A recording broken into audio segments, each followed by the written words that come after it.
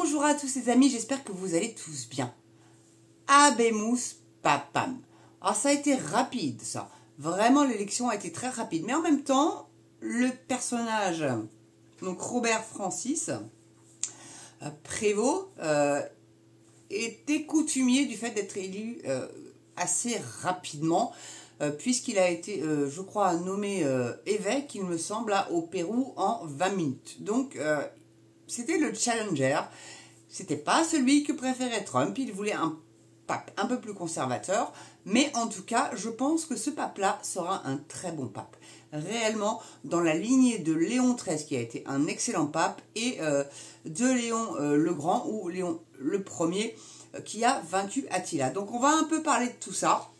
Et ça va durer un petit peu longtemps, parce que moi, ça m'a... quand j'ai vu, j'ai pas vu la fumée blanche, je vous cache pas, c'est mon fils qui est monté en trombe et qui m'a dit « Maman, maman, maman, Habemus Papam, Habemus Papam !» Je fais « Non, si !» Et tous les deux, on savait que le 8 mai, il allait être élu. On avait un doute parce que le symbole était réellement très très fort. Donc Léon XIV, donc Robert Francis, qui a 69 ans, il aura 70 le 14 septembre, c'est un natif de la Vierge, donc ce qui est plutôt bon signe pour un pape, je trouve. Donc il est de père français et de mère italienne, donc on revient un petit peu en Europe, même s'il est né aux États-Unis à San Francisco, non pas à San Francisco, pardon, à Chicago, que je commence pas à dire de bêtises non plus, il va m'en vouloir. Et donc, quand je l'ai vu, honnêtement, je dis, il a une bonne tête. C'est vraiment le premier truc que je me suis dit quand je l'ai vu, il a une bonne tête. Et j'ai une super bonne intuition sur ce pape-là. Réellement, je pense que ça va être un très bon pape. Et vu le jeune âge qu'il a, hein, pour un pape, il va durer loin, les 15-20 ans à minima. Il va pouvoir élire des cardinaux aussi pour le conclave, pour le prochain pape. Et que ça soit dans la continuité, oui, l'église progressiste, c'est bien. Pour libérer un petit peu l'église, mais d'avoir aussi les traditions ancrées du catholicisme, c'est pas plus mal. Alors je vous parle pas de se flageller ou de s'agenouiller pendant des heures ou de se mettre à plat ventre devant l'autel, non, non, non, non, pas ça. Mais de redonner vie à l'église. Et c'est un petit peu le but de ce pape-là, j'ai le sentiment, parce qu'il est dans la tradition catholique, donc en ça, il est conservateur. Après, il est progressiste, mais pas pour les LGBT. Ça, il est très réticent là-dessus. Donc, est-ce qu'il va détricoter un petit peu ce que le pape François, dont je vais vous parler aussi un petit peu, parce que je devais faire à la base une vidéo sur le pape François Ier. Puis je me suis dit, non, je vais attendre quand même l'élection du prochain, histoire de comparer un peu les deux. Alors, beaucoup de médias disent qu'il est dans la lignée du pape François. Ben, moi, je ne suis pas d'accord. Je ne suis pas d'accord en ce sens où il est le digne héritier de Léon XIII et de Léon Ier, dont je vais vous faire quelques une petite synthèse. Et rassurez-vous, dans l'onglet en description, vous aurez les wikis des deux personnages. Alors, ce qui est assez intéressant, c'est que Léon XIII a 17 pages et que Léon Ier n'en a que 7. Mais peut-être parce que c'est dans les temps anciens, hein, c'était dans les ans 500 et des poussières, c'est du temps d'Attila. Donc évidemment, il y a peut-être un petit peu moins de choses sur le personnage que Léon XIII, qui lui était un petit peu plus récent, hein, au XVIIIe siècle. Donc, je vais vous faire un petit peu de ma culture, non parce que j'ai bouquiné et j'ai bossé cette vidéo, je vous jure. Alors aimez-la, poussez-la. Et je vous jure, hein, ah oui, j'ai vu aussi, petite parenthèse là, avant de démarrer réellement à aller dans le vif du sujet, il y a 75% des gens qui regardent mes vidéos qui ne sont pas abonnés. C'est quoi cette histoire? Abonnez-vous. J'aimerais bien avoir les 3000 pour le 5 juin, genre même le 1er, ça serait cool. Ça sera les 1 an et demi de la chaîne Mams, donc ça serait cool. Donc ceux qui sont pas encore abonnés, 75%, c'est quand même colossal. Si ne serait-ce que 30% ou 40% de ces gens-là s'abonnaient, ça serait cool. Non mais vraiment quoi, ça vous coûte rien ça de vous abonner. Ce qui vous coûte par contre, c'est de faire un petit don sur Tipeee, sur YouTube ou de devenir membre. Ça vous coûte un petit peu. Et d'ailleurs, ça serait la bonne idée. Et puis la petite cloche, le pouce aussi, ça peut être sympa. Allez, on est parti pour la vidéo. Parenthèse fermée. Donc Léon XIV, donc né de père français et de mère italienne. Et ce qui est intéressant aussi de voir, c'est que Léon XIII est italien, donc on retourne un petit peu en Europe. Ouais, c'est parce qu'il est né aux États-Unis, je sais, je le répète, mais c'est pas pour ça qu'il est américain. Je pense que c'est réellement un homme, c'est réellement un bon pape, je vous jure. Il était donc missionnaire au Pérou, et je pense que il a été élu réellement dans la symbolique du 8 mai, quoi, le jour où la paix a été signée entre l'Allemagne et la France, où l'Allemagne a perdu et a capitulé. Bon. Alors certains vont dire qu'il a été élu pour contrer un peu Trump. Bullshit. Bullshit. Je vais même le dire en américain, bullshit. C'est pas du tout pour ça qu'il a été élu. Je pense que les cardinaux ont voulu apaiser un petit peu les tensions, justement, en élisant ce pape-là, qui converge avec et le continent atlantique américain et le continent occidental de l'Europe. Et je pense que c'est un bon mélange. Ça, il n'y en a pas un qui va vous le dire, je pense pas, mais c'est mon analyse à moi. Après, prenez-la comme vous voulez. Et je trouve que c'est hyper symbolique. Et c'est vrai que je vais vous raconter une petite anecdote. C'est que moi, j'ai pensé, ça serait cool quand même qu'il soit élu le 8 mai, le jour où il y a eu le traité de paix de la Seconde Guerre mondiale qui était signé. Et mon fils a eu la même réflexion. On ne s'était pas concerté. On a eu la même pensée. Et bim, il a été élu au bout de 5 votes. CNews, ils disent 4, non, c'est 5. Voilà. Bon, moi, ce que j'ai compris, c'est 5. Bref. Après, peut-être que CNews, ils ne savent pas compter, ou alors c'est moi. Hein, mais bon, vérifiez quand même, et moi, je dis que c'est 5. Dans les commentaires, écrivez. Et donc, c'est quand même un ancien missionnaire, comme je vous ai dit, au Pérou. Et je pense que, réellement, ce pape est pour nous la meilleure chance de paix. Réellement, parce que dans son discours, quand il a été, est-ce qu'on peut dire intronisé ou papotisé, le mot pace, donc la paix en italien, a été répété maintes fois. Et dès qu'il est arrivé au balcon, enfin ça s'appelle pas comme ça, je sais plus le nom, excusez-moi, il a dit « Allez en paix ». Allez tous en paix, même. Et il a répété ce mot « paix ». C'est quelqu'un qui, à mon avis, va réunir l'Église. Et bon, donc, moi, je sais pas vous, mais moi, je pense que sa première visite, ça va être, bon, les États-Unis. Il va peut-être retourner dans sa ville natale qui est Chicago. Et après, peut-être pas dans la foulée, mais je pense que le voyage dans le bureau ovale va pas trop traîner non plus. Il va aller parler à Trump assez rapidement. Et peut-être que, bon, il va essayer de remettre la tête à l'endroit à Trump, mais bon, moi, je trouve que ce que Trump fait pour son pays, c'est bien. Ça nous fait chez nous parce que ça nous pénalise, parce que voilà. Mais ce qu'il fait pour son peuple, c'est ce que tous les présidents de chaque nation devraient faire, en fait. Privilégier son peuple. Voilà. Non pas en ignorant les autres, en ignorant la souffrance des autres, mais plus en considérant son peuple d'origine, déjà. Leur donner plus d'avantages que les autres. C'est ma conception de la chose. Et je vous jure, ça m'a réellement plu que ça soit lui. Je vous jure, parce que le favori, là, il me plaisait pas du tout. Je sais plus comment il s'appelait d'ailleurs, il plaisait à Macron celui-là. Bah, c'est bien que ça soit pas lui. Et vous allez voir le commentaire de Macron, je vous le lirai après, hein, mais bon. Donc, il vient de l'ordre de Saint-Augustin. Et ça, je ne sais pas ce que c'est. Et je vous avoue que j'ai eu très peu de temps pour préparer la vidéo. Déjà, je vous jure, ça m'a pris 4-5 heures. Donc, m'en voulez pas trop. Donc, vous irez chercher, vous, ce qu'est l'ordre de Saint-Augustin. Mais à mon avis, c'est pas quelque chose de négatif. Et ce qui m'a aussi plu, c'était la messe. Je ne sais pas si vous l'avez vue. Donc, la vidéo est enregistrée le 9 et sera diffusée demain. Parce que, bon, sinon, vous allez l'avoir à pas d'heure. Avec ma co de merde. Et que la messe de la fin du conclave...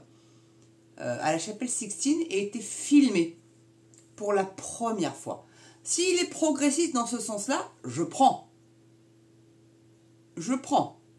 Il n'est pas fan des LGBT, comme je vous ai dit. Après, bon, le Christ, c'est la charité chrétienne, c'est s'occuper des pauvres, etc. Et vu qu'il a fait des missions au Pérou et qu'il s'est surtout occupé des pauvres là-bas, c'est dans cette veine-là, certainement. mais je ne pense pas que son premier voyage sera à Lampedusa, ou du moins dans un endroit d'où viennent les migrants. Non, je ne pense pas, honnêtement, je ne pense pas. Et donc, il est dans la veine de Léon XIII. J'ai bossé, j'ai même stabiloté. Donc là, il y a 17 pages, je vous mettrai en lien si ça vous intéresse. C'est très très très intéressant, réellement. Donc je vous ai pris quelques trucs. Donc le pape Léon XIII, il va falloir que je crois remettre mes lunettes, sinon je ne vais pas pouvoir lire. Alors désolé, j'espère que... Mais quand j'aurai la tête penchée, vous n'aurez pas les anneaux yo-yo. Bon. Donc Léon XIII a rédigé 86 encycliques, s'il te plaît. À travers ces textes, il s'attache à définir la position de l'Église face au monde moderne, notamment dans Rerum Novarum en 1891, qui est considéré comme le fondement de la doctrine sociale de l'Église catholique. Il y écrit le droit des travailleurs à un salaire équitable, à des conditions de travail sûres, à la formation de syndicats, tout en affirmant le droit à la propriété et à la libre entreprise, s'opposant à la fois au socialisme et au capitalisme. C'était un très très très grand pape. Bon, il était socialo, hein, bien évidemment, mais bon, il était italien aussi, lui. Il était un peu dans la veine de Pie IX et de Jean-Paul II. Hein. Il a eu aussi un pontificat relativement long, comme les deux précédents que je viens de vous citer. Donc ses origines familiales, donc il s'appelait donc Vincenzo, j'essaie de le dire, Vincenzo Gioacchino, c'est comme ça que ça se prononce, Raffaele Luigi Pecci. Donc il est né au palais Pecci, à Carpineto Romano, près de Rome.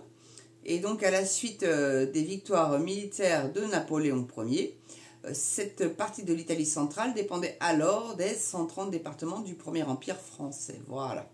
Enfin, il est fils de comte apparemment, hein, et il était ancien colonel de Napoléon. Donc c'est quand même pas n'importe qui cet homme-là. Hein. Et donc sa formation et carrière de prélat. Donc en octobre 1818, Vincenzo Gioacchino Pecci devient élève au collège des jésuites, donc encore un jésuite, donc de Viterbe, avant d'entrer en 1824 au Collegium Romanum des jésuites de Rome. Donc voilà, et il a été ordonné prêtre le 31 décembre 1837 par le cardinal Odescalchi. Pardonnez-moi, mon accent italien déplorable. Bon bref. Même si j'en ai des origines, bon bref. Donc Léon XIII a marqué une politique de détente et de rapprochement avec la Russie, notamment par la signature d'accords diplomatiques dès 1880. La reconnaissance des saints slaves, Cyril et Méthode comme docteurs de l'Église en résultera une détente notable des relations entre l'Empire russe et le Saint-Siège. Vous voyez comme quoi la Russie, c'est pas nos ennemis. Hein. Donc cette action diplomatique n'empêchera pas par ailleurs le pape de condamner dans une des premières encycliques, Code Apostolici Numeris, publié le 28 décembre 1878, le socialisme, le communisme et le nihilisme déclarés alors comme les erreurs modernes. Si ces idées gagnent du terrain dans l'Empire russe, l'encyclique reste générique et ne pose pas de lien explicite avec la Russie. Bon, on était en désaccord, certes, un petit chouille avec la Russie, mais voyez quand même que, bon, hein, alors que je mélange pas tous les trucs là, parce que si je commence à mélanger mes fiches, voilà. Donc, il faut que je retrouve maintenant Léon Ier, qui est tout aussi intéressant, parce que figurez-vous que Léon Ier, alors, comme vous vous doutez, c'est le 14e, donc il y en a eu 13 autres avant. Donc j'ai voulu faire un petit peu le précédent, et comme je vous ai dit, je vous mettrai ça en lien en description, si ça vous intéresse, de lire sa fiche wiki. Et on va s'attaquer maintenant à Léon Ier, qui lui a aussi été un très bon pape. Donc ses origines sont mal connues. Il est né à Rome, donc peut-être italien, mais vous voyez que le pape Léon XIV est né aux États-Unis, mais d'origine européenne. Donc après, on en sait moins sur lui, parce que bon, il faut voir la période aussi, hein, parce qu'il est né entre l'an 390 et 400. Donc peut-être que les archives sont un petit peu moindres, hein, surtout qu'il y en a eu certainement beaucoup de détruites. Donc c'est le fils d'un dénommé Quintianus, et il est archidiacre de Rome sous le pontificat de Célestin Ier, donc de 422 à 432. C'était pas long là pour le coup. Puis de Sixte III, de 432 à 440, dont il est l'homme de confiance à la mort de ce dernier. Le 19 août 440, Léon est en Gaule à la demande de la cour de Ravenne afin d'arbitrer un conflit entre le patrice Aetius Albinus et qui était le préfet, le préfet du prétoire des Gaules. Donc ça s'appelait encore la Gaule à l'époque, les amis. Donc son élection, sa réputation et son influence sont si grandes qu'il est élu pape par le peuple romain. Donc avant, apparemment, c'était le peuple et non les cardinaux. C'était pendant son absence en Gaule qu'il a été élu. Donc il rentre à Rome en septembre pour être sacré le 29 septembre 440 et il a pour conseiller Pierre Chrysologue. Vous savez que tous les papes sont nommés suite à Pierre, hein, le premier apôtre de Jésus. Donc la morale, donc chaque sermon part de la contemplation du mystère célébré et aboutit à une parénèse, une exhortation. Le Christ est sacramentum et exemplum, donc sacrilège ou sacré et exemplaire. Donc il procure la grâce par la vertu de son action et témoigne du chemin à suivre. Et donc son action politique, c'est là où le personnage est réellement hyper intéressant. Donc l'action politique de Léon Ier, elle n'est pas négligeable, figurez-vous, non, parce que il a quand même eu un épisode, et c'est le plus célèbre de son pontificat, je pense, avec Attila. Donc je ne vais pas vous faire l'histoire d'Attila, je pense que vous connaissez.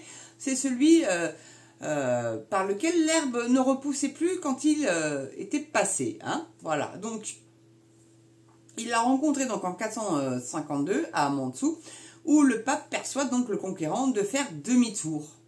Mais il est vrai que donc l'intervention de l'empereur byzantin Martien sur les arrières des Huns n'est sans doute pas étrangère au retrait d'Attila.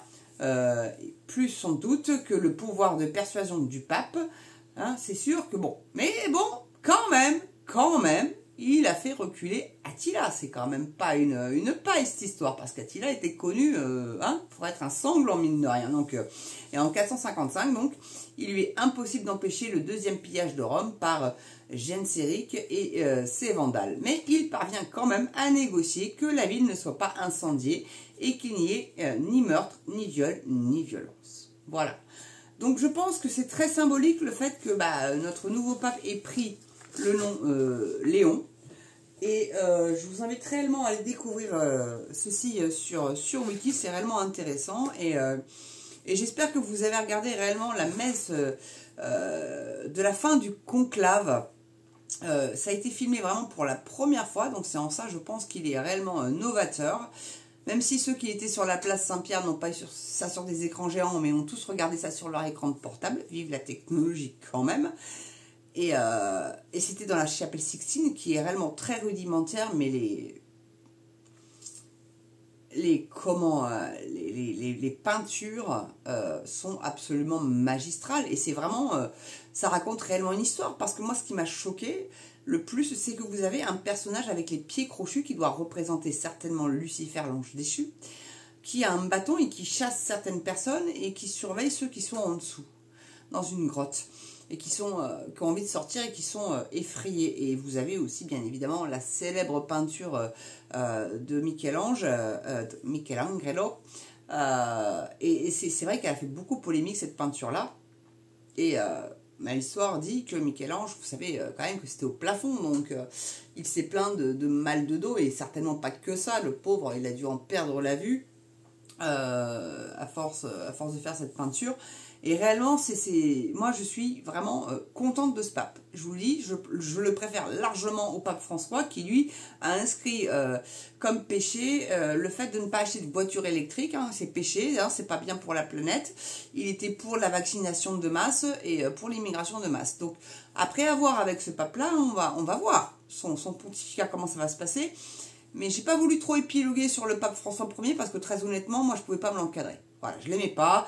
Il a fait des choses qui m'ont pas plu. C'était un pape woke qui était en connaissance avec Chouabi Chouabette. Vous voyez ce que je veux dire? Donc avec le mondialisme, etc. Ce pape-là va être beaucoup plus modéré à mon sens, bien plus réancré dans le fait de redonner à la religion son intérêt et recentrer l'Église dans la religion. Honnêtement, moi j'ai grande confiance en ce pape-là. Et donc, on va terminer donc cette vidéo par, bon, pas tous les messages des politiques, hein, parce que celui de Mélenchon, ah youpi, un pape qui est contre Trump et qui parle espagnol, non, le pape, il est pas, je pense pas contre Trump, peut-être il a des différends avec Trump, mais comme je vous dis, moi je pense, on verra si j'ai raison, si mon intuition est la bonne, mais je pense que le premier voyage qu'il fera, pontifical, sera à Chicago, dans sa ville natale, et qu'il fera un petit détour par le bureau ovale et aller voir Trump. Je pense, j'en suis pas sûre, mais c'est mon intuition. On verra si j'ai une bonne intuition. Mais maintenant, je vais vous lire quand même le message que Macron a mis sur X, et c'est absolument lunaire. Mais lunaire, je vous jure, c'est lunaire. Donc, moment historique pour l'Église et ses millions de fidèles. Au pape Léon XIV et à tous les catholiques de France et du monde, j'adresse un message fraternel. En ce 8 mai, que ce nouveau pontificat soit porteur de paix et d'espérance. Porteur de paix et d'espérance, Macron. Donc encore un message bien focus pour lécher le derrière du pape récemment élu. Enfin bon bref, vous le prenez comme vous voulez, encore que Mélenchon c'était pas mieux, tu me diras. Donc il se dit ouais youpi, un pape qui va être pour la créolisation, c'est pas sûr du tout. C'est absolument pas sûr. Quand il verra dans quelles conditions sont accueillis les migrants, je suis pas sûr que ce pape-là soit d'accord. Très honnêtement. Très honnêtement, j'en ai pas le sentiment. Mais ça n'est que mon avis, les amis. Voilà. Je savais que ça allait être une vidéo qui allait être assez longue, 22 minutes, et elle n'est pas encore finie, puisque j'ai encore à vous dire que je remercie les nouveaux abonnés d'être arrivés sur cette chaîne et d'avoir sauté le pas. Par contre, un petit coup de gueule à pousser pour les 75% qui regardent mes vidéos mais qui ne sont toujours pas abonnés. Et je vous cache pas que j'aimerais bien obtenir à minima 3000 abonnés le 1er juin. Ça serait cool. Donc les 75% qui regardent les vidéos et qui ne sont pas abonnés, sautez le pas, c'est totalement gratuit. Réellement. Et si vous avez, je ne sais pas, l'envie de faire un petit don, il y a mon Tipeee dans à propos. Vous cliquez sur le lien, vous faites votre petit don, 1 euro, 2 euros, 10 euros, 20 euros, 100 euros, 1000 euros, si vous voulez. Ça peut être déduit de vos impôts, il n'y a pas de souci. Il faut juste que je mette la fonction en route. Je pense que je vais le faire, parce que sans ça, vous ne mettrez pas des grosses sommes, mais une petite somme, je m'en fous. Ou sinon, don YouTube, ou sinon, bah, devenez membre. Ça peut être sympa aussi de devenir membre. Vous avez des vidéos en avant-première, des emojis sympas et des petites vidéos personnalisées. Oui, j'ai décidé qu'à partir de maintenant, mes membres auraient des vidéos personnalisées. Ouais. Enfin, maintenant j'en ai que 2, donc c'est facile à faire. Mais je ferai des vidéos certainement juste pour mes membres. Voilà. Parce que... et peut-être même des vidéos dans cet esprit-là, qui n'intéressent peut-être pas la masse, parce que tout le monde n'est pas chrétien catholique, et ça n'intéresse peut-être pas forcément tout le monde, mais je trouvais que de faire cette vidéo-là était plutôt important. Hein, voilà, et que vous connaissiez un petit peu le pourquoi du comment. Le pape, donc nouvellement élu, a choisi le nom de Léon. Voilà. Et je trouve ça très intéressant. Et moi, j'ai grand espoir en ce pape-là. Ça me rappelle un peu Jean-Paul II et Benoît XVI. Donc on va vite oublier François Ier, qui vraiment pour moi était un pape absolument pas du tout dans ma façon de voir la religion, en tout cas.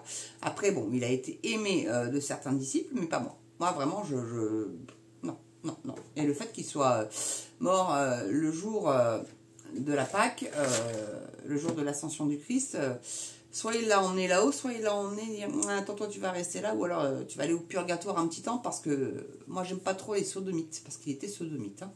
Voilà, ok. Donc, bon. Dieu n'accepte pas les sodomites. Hein. C'est pourquoi le mariage homosexuel n'est pas autorisé à l'église, mais qu'en mairie. Ouais, je ne sais pas si ça a bougé, mais voilà quoi. Hein, bon. Allez, sur ce les amis, j'espère que vous avez aimé cette vidéo. Si c'est le cas, n'oubliez pas le pouce. bien évidemment, ça aide énormément au référencement de la chaîne et à la faire monter. La petite cloche, vérifiez que vous n'avez pas été décloché, ça arrive. Et si vous avez été désabonné, bah, réabonnez-vous si vous le voulez. J'enlève les lunettes parce que sinon vous allez en avoir marre d'avoir les ronds lumineux. Et puis, partagez cette vidéo si vous l'avez aimée, bien évidemment. Portez-vous bien, prenez soin de vous. Et j'ai envie de vous dire, alléluia, Habemus Papam. Vraiment, je suis contente. Ça a été rapide en plus, ça c'est cool. Et moi, je vous dis, je le sens bien ce pape. Dites-moi dans les commentaires ce que vous en pensez. Mais non, c'est pas contre Trump, c'est pas... voilà. Et cette première messe là qu'il a faite à la chapelle Sixtine, je vais y arriver, ça a été le même jour où on commémorait aussi les morts en Russie. Et comme je vous l'ai lu précédemment, le pape donc Léon XIII, lui, avait une certaine tolérance pour l'orthodoxie et voilà. Donc la religion russe. C'est bon signe. C'est vraiment très bon signe pour la paix. Pace, pace, pace a tutti. Voilà. Allez, sur ce, je vous laisse. Portez-vous bien, prenez soin de vous. Et puis, belle journée, belle soirée selon l'heure à laquelle vous regardez cette vidéo. Et moi, je vous dis à très bientôt. Cette fois-ci, je crois que je vais faire le mobilier de l'Élysée la prochaine. Tenez-vous bien, parce que ça va envoyer du lourd aussi. Allez, à ciao les amis. Et vive le pape. Vive le pape.